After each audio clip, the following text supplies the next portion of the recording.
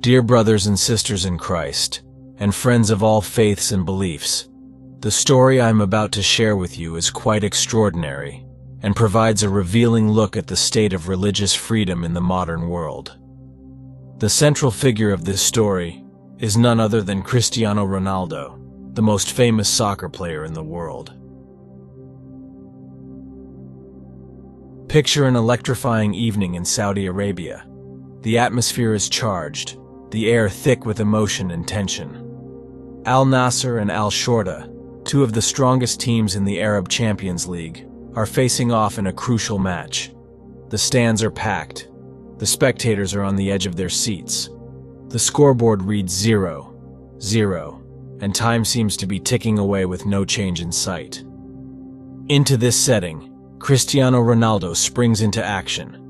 With agility and skill that only he possesses, he dribbles past opponents and evades risky tackles until he's taken down in the penalty box.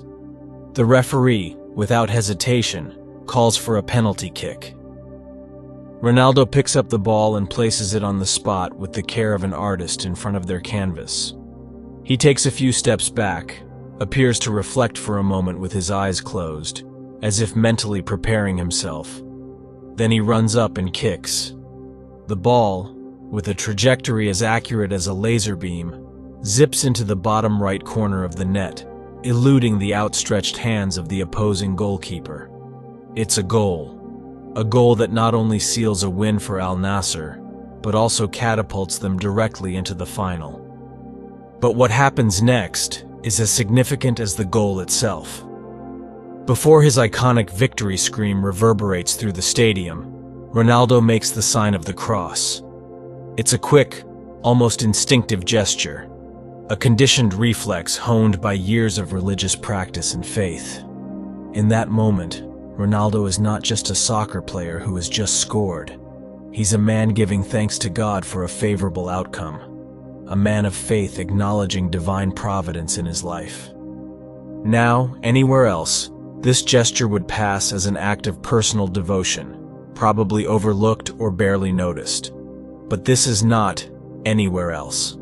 This is Saudi Arabia, a nation where Islamic law is strictly enforced and where the public practice of Christianity is strictly prohibited.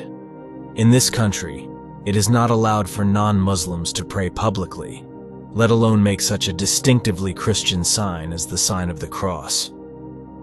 Ronaldo grew up in a Catholic family in Madeira, Portugal, under the guidance of a deeply religious mother, Maria Dolores dos Santos Aveiro. Maria Dolores's faith was the bedrock of the family during hard times, the guiding light that led Ronaldo through the challenges of life. It's no exaggeration to say that faith is woven into the very fabric of his existence. The story of his birth, in fact, is a clear example of how faith can intervene in the course of events. Maria Dolores, due to adverse circumstances, had been advised to abort multiple times.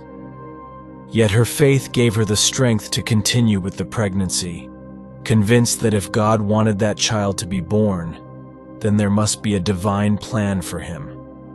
And who could say she was wrong, given the global phenomenon that Cristiano Ronaldo has become? The issue becomes even more intriguing when considering the broader context.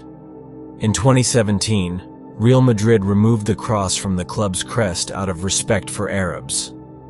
Other athletes have faced much graver consequences for publicly expressing their Christian faith in Muslim countries. For example, Juan Pablo Pino, a Colombian soccer player, was arrested in Saudi Arabia for having a tattoo of Jesus.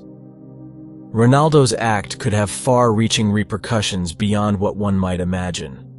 We're not talking about just any soccer player. We're talking about one of the most influential figures in the world of sports and, broadly speaking, global popular culture. His sign of the cross is not just a personal act of faith, but an act that raises questions about religious freedom, tolerance, and human rights in a country with a poor record on all these fronts.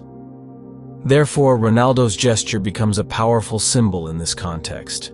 It's a silent act of defiance, a cry for freedom in a land where religious freedom is almost a non-existent concept.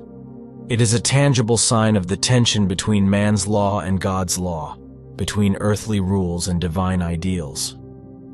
Ronaldo, probably without even realizing it, has lifted the veil on a much larger and more complex debate that concerns not just him, but all of us, regardless of our faith or lack thereof.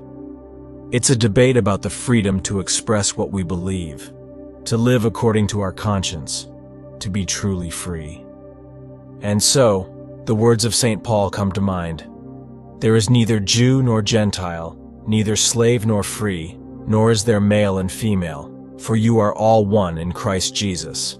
Galatians 3:28. In a world increasingly divided by prejudice, nationalism, and fanaticism, these words take on ever greater urgency. Ronaldo's sign of the cross on a soccer field in Saudi Arabia may seem like a small gesture, but it's a gesture that reminds us of the fundamental importance of religious freedom and human dignity. We invite you to share your thoughts and reflections in the comments. Don't forget to subscribe to the channel to stay updated and become part of this growing community of faith and prayer. May God bless you all.